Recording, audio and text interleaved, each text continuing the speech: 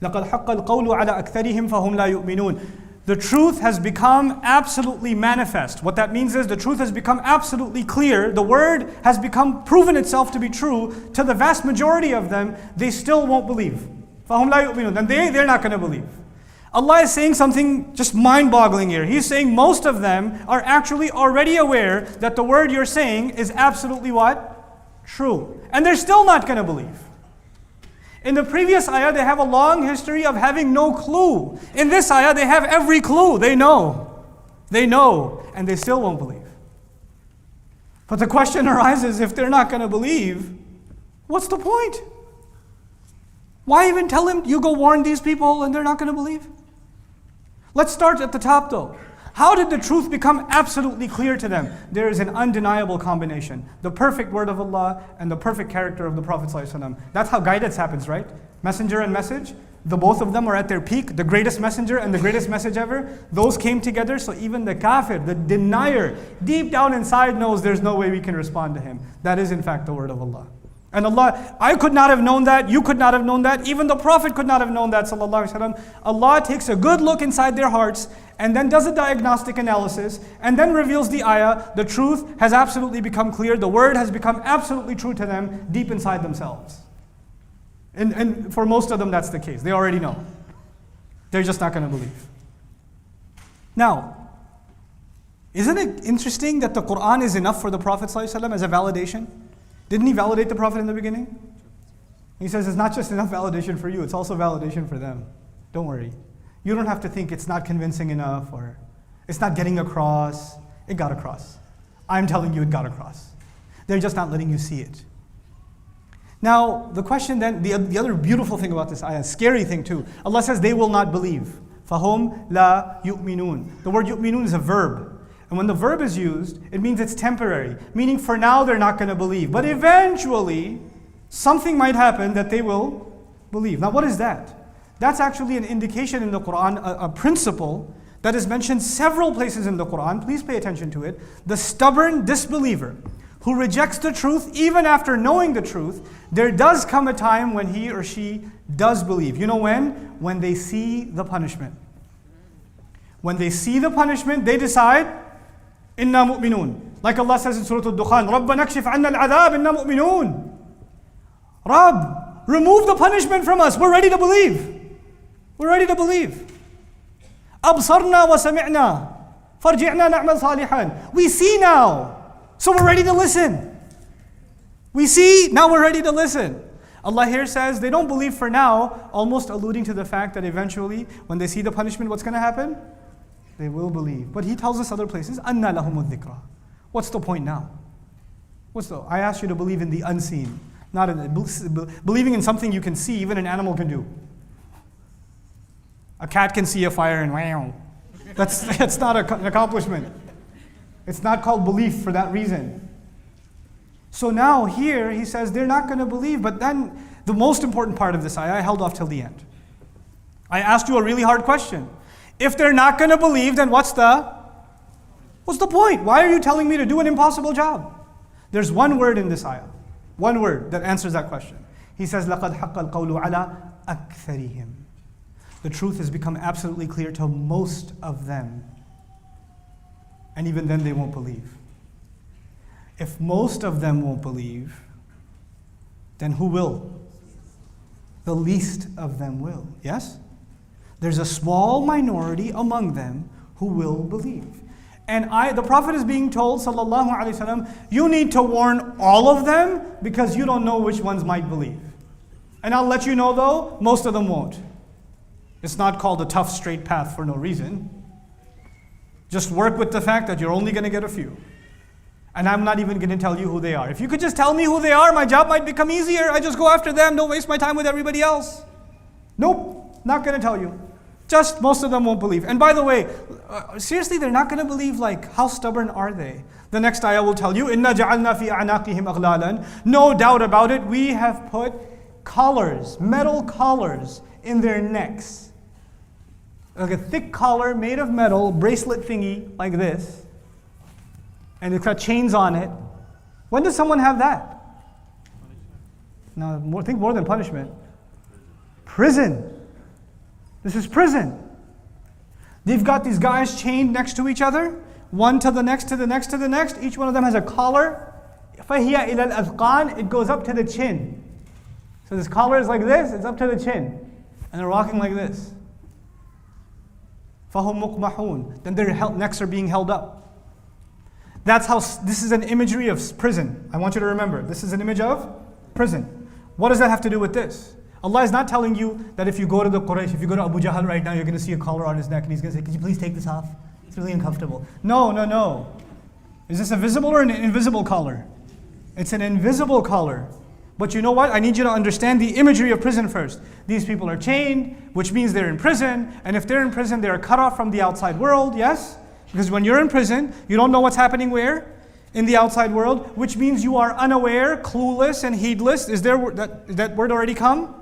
Ghafilun. Why are you ghafil? Because you're in prison.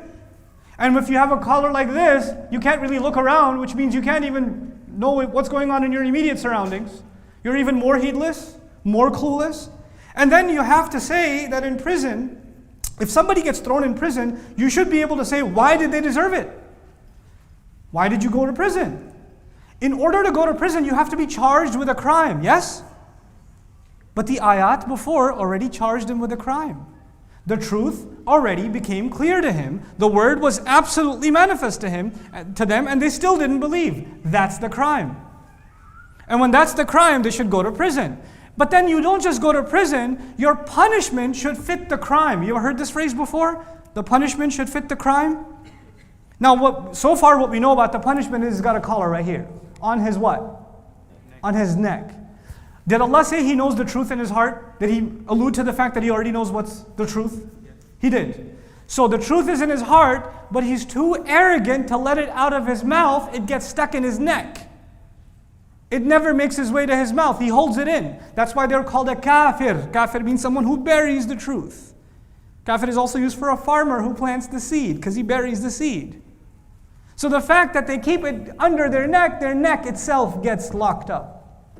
The crime is right here. They could say it, but their pride keeps them. But then I want you to think also about the fact that when you hold your head up like this, and you don't have a collar,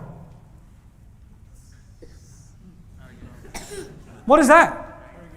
That's pride.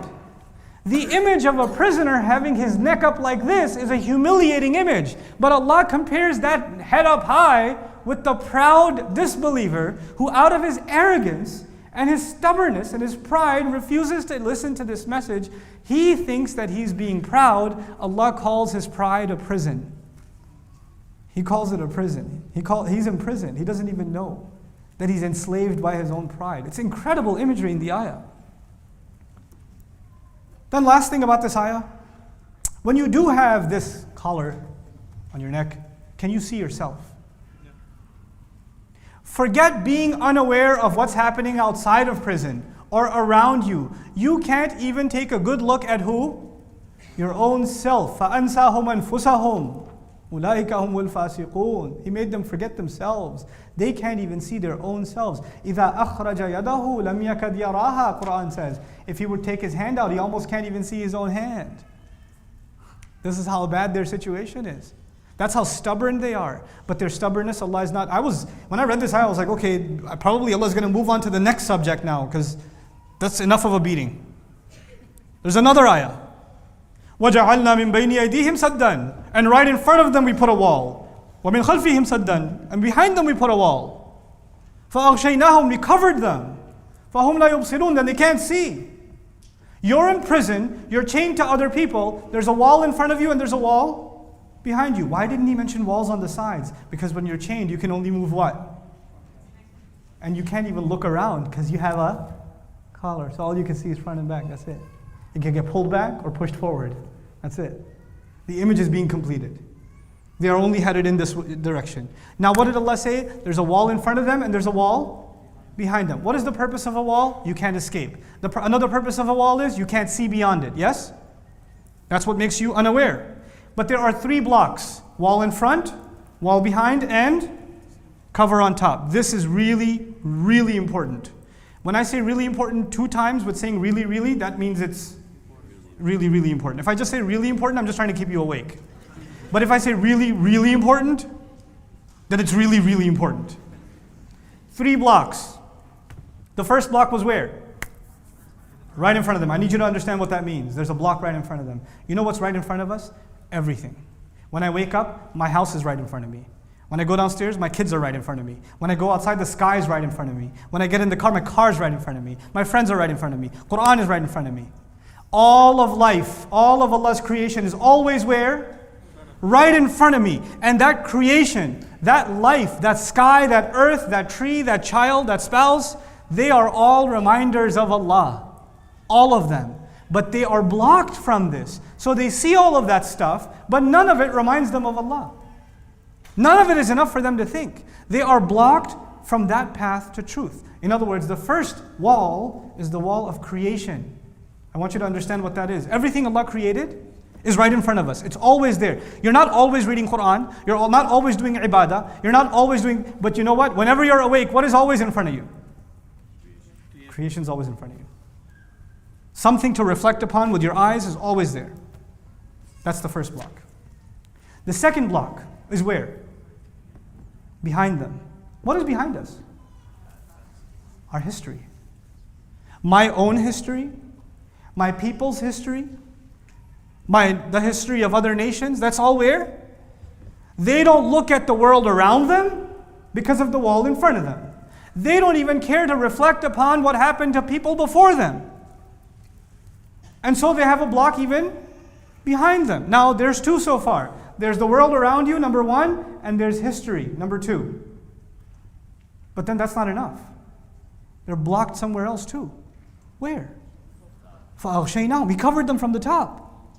Now if you block him from the top, there must be something you can learn from the top that may give you the truth. If you pay attention to the world around you, it might lead you to the truth. If you pay attention to history, it might lead you to the truth. And maybe there's something from above that might lead you to the truth. What is that? A revelation of Allah. Now that's blocked from their hearts too. Quran will describe, no matter where you study in the Quran, there are 3 ways you can arrive at the truth. You can pay attention to the world around you, you can pay attention to history, and you can pay attention to revelation. That is the constant 3 in the Quran. When you pay attention to yourself, you're paying attention to you are part of the world around you. سَنُرِيهِمْ آيَاتِنَا فِي الْآفَاقِ وَفِي أَنفُسِهِمْ حَتَّى يَتَبَيَّنَ لَهُمْ أَنَّهُ الْحَقُّ. The world around you is the first path to truth. Every human being has access to that. History. Those who care to think about history will arrive at the truth. And of course, the most powerful way to the truth is the one that comes from above. These people are completely blocked. So forget about the revelation. They're not listening to the revelation. Before the Prophet was told, sallallahu alaihi wasallam, that these people are not going to listen to you, even if it's Quran, which is from above. That's not their first crime. They don't even pay attention to the world around them. They don't even care about the ruins. They passed by ruined nations. The Arabs used to pass by ruined nations and didn't think twice. What would have happened here? How did they end up like this? They never thought about it. Never occurred to them. Therefore, they're just not going to be able to see. What an image, guys. What an image. And at the end of it all, now the Prophet ﷺ was told, is he going to be able to get the majority or the minority? What was he told? Minority. And now he's being told the majority is so bad, they are so hopeless. وَسَوَاءٌ عَلَيْهِمْ أَأَنذَرْتَهُمْ أَمْ لَمْ تُنذِرْهُمْ لَا يُؤْمِنُونَ. It is the same, it won't even matter whether you warn them or not, they're just not going to believe. Ya Allah, you just told me to warn them, and now you say it doesn't even matter if you warn them or not. Yes, a huge population among them, it don't even matter. So if this was a crowd this big the Prophet was talking to, sallallahu alaihi wasallam, the vast majority of them, collars in their necks. The vast majority of them won't pay attention to anything. And he still has to do it. Why though? Why if most of them are not going to believe? Not even the Quran. Not even the Quran from the voice of Rasulullah sallallahu alaihi wasallam is enough for them. How stubborn can they be that the Quran from the Prophet himself is not enough for them? That's a pretty hopeless state to be. And when that happens, when they're in this hopeless state, the Prophet is then told, sallallahu alaihi wasallam, إِنَّمَا تُنذِرُ مَنِ اتَّبَعَ الذِّكْرِ. You're only going to be able to warn the one who followed the reminder. Before I tell you about this ayah, I need to tell you one more thing. How many ways to the truth did I say? 3. What were they? What were they? Easy, super easy. That was really, really important. Creation, history, revelation. Yes? Okay. Creation, history, revelation is how you use your mind to arrive at the truth. Once you arrive at the truth, you will benefit from warnings.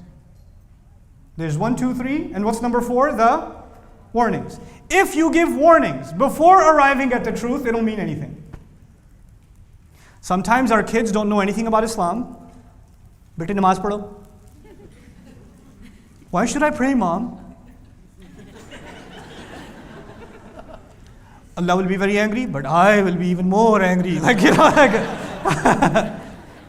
You love giving warnings, but you don't actually explain the truth first. You know what happens when you do that? People run away. Warnings are for those who can actually benefit from the truth first. Now, what are the ways to the truth? The world around you, history, and revelation. Yes? Then the warning. See when the warning came? The warning is now, now Allah is saying, when those 3 roads are blocked, doesn't matter how much you warn. They're just not going to believe. It's not going to matter. Doesn't that affect the way you talk to people about Islam? Shouldn't it be that we should emphasize right now the proper ways of thinking instead of just warning? And if you do want to warn people, what should you start with? The right way of thinking. Make them reflect on history. Make people reflect on revelation. Make people think about the world around them. And then give them a warning. I would argue that most Muslims today didn't have a formal or even a decent, halfway decent education in Islam, myself included. We don't. It's just the tragic world we live in. It's not our fault. So if we don't have the right foundation, and you come along and give a 1-hour lecture about the heat of hellfire, there's going to be a problem. Because the right foundation isn't there. The prophets did not begin, alayhi salatu wasalam, they did not begin with warnings. They didn't begin like that. This is much later on in the game.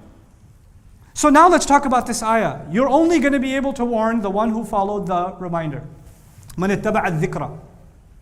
You know, when he uses the word man, someone, he's suggesting that maybe 1Z, 2Z you'll get. He doesn't, and the word man means someone who's unknown. If it was alladhi, like innama tunziru alladhi taba'a dhikra, then it would have been a known person. But man means an unknown person.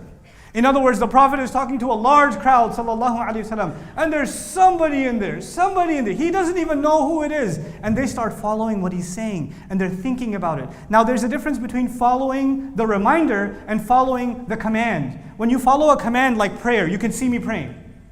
You could say, this person's following a command of Allah, yes? But when someone's sitting there following along what you're saying, can you tell what's going on in their head or no? The Prophet, no, I can't tell. I mean, some of you just do this because you're staying awake. Or you get really nervous, you think I'm looking at you because you have paranoia. You know? That's happened a lot. Like I was talking to that guy and this guy gets really scared because he thinks I'm looking at him. And you know, it happens. But I don't know what's going on in your head. Maybe you're thinking, oh my God, did I leave the stove open? Or you're thinking, did I lock the car? You know? Or some people are thinking, what time does the game come on? Or there's different things going on in your head. I don't know. The Prophet ﷺ has no idea what's going on in people's heads. He's not supposed to know. Allah says your only job is to warn the one who might have something going on in his head. Look at the perfection of Allah's words. وَخَشِيَ الرَّحْمَنِ. And he was afraid of Ar-Rahman, bil-ghayb, in the unseen. He was afraid of Ar-Rahman in the unseen. Why is of course Ar-Rahman is in the unseen. So what does that mean in the unseen? Actually it means that he doesn't show his fear of Allah, of Ar-Rahman, publicly. He shows it where? Privately, which means you still won't know who he is, because even when he does fear Allah, it's in the private. The Prophet ﷺ will have no idea that someone in the audience is becoming Muslim. No clue. He just has to trust Allah. And now, think about the psychological impact of this. He's talking to a vast majority crowd that is aggressive against him. And somewhere in there, by his conviction, Allah has told him, someone in there is listening to you. And they've accepted, even though the whole crowd is against you. So you take that one person, فَبَشِّرْهُ بِمَغْفِرَةٍ وَأَجْرٍ كَرِيمٍ. Congratulate that one person of forgiveness. And congratulate them of noble compensation. You know, it's so incredible that Allah Azza wa Jal in this ayah, what He said, the first thing He offered is forgiveness. You know why? Because if you're one of those people and you listen to the Prophet ﷺ, have you lived a good life or a life of sin before? You've lived a life of sin before. So as soon as you hear the truth, you start feeling guilty. And you feel like, man, I've made so many mistakes in my life. I wasted my whole life. What have I done? This even happens to Muslims. Muslims nowadays, sometimes somebody sends somebody a YouTube video, they watch it and go, oh my God, I'm so messed up. I need to make changes in my life. What have I done? And this guilt overtakes you, doesn't it? And as soon as that happens, the Prophet is told to that crowd, to the one who does listen, I'm congratulating you. Forgiveness is yours. You get forgiveness. That's the first thing this person needs. It's done. It's in the past. Now you need to think ahead. But then the next problem comes. If I do move ahead, look at what's happening to this Prophet. Everybody makes fun of him. Everybody calls him a liar. Everybody calls him insane. The whole crowd is mad at him. If I follow him, what's going to happen to me? The same thing. They're going to think I'm part of the same cult. They're going to go after me. So I'll lose all my respect, isn't it? Like that prophet used to be a respectable man until he became a prophet and claimed to be a messenger. Now nobody respects him. So if I follow him, if they didn't spare him, who was the nicest man in the entire city, how are they going to spare me? The genius of the Qur'an. Congratulate him of forgiveness, which I already explained, and congratulate him of noble compensation, respectful compensation. Ajrin kareem. Why? Because now you shouldn't be looking for respect with people. Now you only have to be looking for respect with Allah.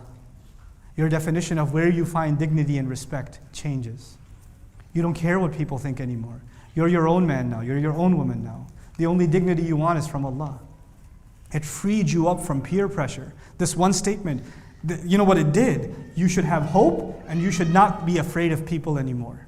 That's maghfiratin wa ajrin kareem. It's so beautiful. That's what this person needs more than anything else.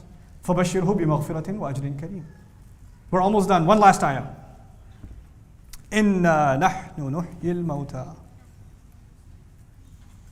No doubt about it. We're the ones who give life to the dead. Oh my God, what is that doing here? This entire conversation was not about life after death. This conversation was about warning most of the people who will never listen.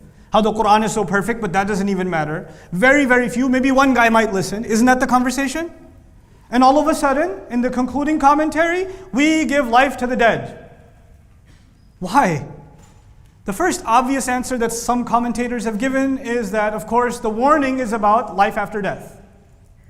So let's just culminate this passage with the warning itself. We're going to give life to the dead no matter what. Here's the warning itself. But I go a step further. I was telling you that the Quraysh, they've been warned. They haven't been warned for many generations. They've been heedless. مَا أُنذِرَ آبَاؤُهُمْ فَهُمْ غَافِلُونَ. That's established. You could even argue some of them their hearts are dead. Isn't it? And no matter how much the Prophet preaches to them, sallallahu alaihi wasallam, it doesn't seem to make any difference. Every day he talks to them, doesn't make any difference. But Allah tells him, I give life to the dead. Don't give up on people. It's not your job to bring them back to life, to bring them back to faith. That's mine. Your job is just to warn. You don't know whose heart may have been dead for years and one day, Allah brings it back to life. You don't know when Umar might turn. You don't know when Hamza might turn. You don't know when Abu Sufyan might turn. It's not going to happen quickly. You don't know when Khalid ibn Walid might turn. It took years. It took battles. He killed Muslims before he became Muslim. I mean, seriously. That's not up to you. We're the ones who give life to the dead. What is the preacher, the messenger, and everyone after him, the da'i, what are they being reminded? I, and even the messenger, ﷺ, they don't change people. People don't change people. People don't revive people. Who does? Allah does. No video changed your life. Allah did. No speech changed your life. Allah did. My teacher used to describe this concept with kun fayakun. He used to say a khatib, a speaker, a alim is giving a talk. Words are coming out of his mouth. They're going into people's ears. Everybody's hearing the same exact words. But for one of those people, Allah says kun. And his life changes completely from one sentence. within the 8 hours of yap, yap, yap. And that's not because of this person, it's because of Allah. We're the ones who give life to the dead. And those that are not listening, don't worry. It's not like they're getting away with what they're doing. وَنَكْتُبُ مَا قَدَّمُوا وَآثَارَهُم. We are writing down, we continue to write down the investments they've made. Everything you do is an investment into the future. Every time you do something bad, it is going into your future. وَآثَارَهُم. And the ruins they leave behind, the traces they leave behind. You know what this ayah is about? This ayah is about every day we are making history. The Quraysh are making history, they don't even know. They are leaving a legacy for the future, and Allah is documenting it. And every day they are leaving a ruin wake behind them, a trail of ruin behind them, that other people will learn from. And so as he concludes this passage, he says, وَكُلَّ شَيْءٍ أَحْصَيْنَاهُ فِي إِمَامٍ مُبِينٍ. And everything they do, the Prophet ﷺ is being told, they don't get away with any of it. You know how Muslims get all frustrated? You know what they're doing nowadays? You know the video they just made? You know the campaign they just did? You know the attack they just did? You know this, you know that? Yeah, وَكُلَّ شَيْءٍ أَحْصَيْنَاهُ فِي إِمَامٍ مُبِينٍ. We're documenting all of it. And everything we have compiled it in perfect record. Ihsa actually means counting, like ancient counting used to be. You used to have a bottle and you put pebbles inside it, so that you never lose the count. Because if you count like this, you can mess up. But you put a pebble for every person, this is the perfect count. This is called ihsa. He says we've got perfect record of everything in a book that is wide open, that's going to be put right in front of them. Imam Mubin. Imam comes from amam, which means in front. A book that will be put right in front of you on Judgment Day will have every last thing perfectly documented. So don't you worry, they got away with nothing. From the beginning of the surah, the Prophet was being validated. You remember? The Prophet was being validated. By the end of this first passage, in this first section, of how many sections? 6 sections. Alhamdulillah, the first and the longest one is done. Alhamdulillah. By the end of it, the Prophet ﷺ is being given consolation that their crimes are not going to go forgotten. They are recorded. They are being recorded. Barakallahu li wa lakum. Let's take I'll make it 12 minutes. I'll be nice. Assalamu alaikum wa rahmatullahi wa barakatuh. Thanks for watching these videos. If you'd like to continue to support Quran Weekly, please click the link in this video.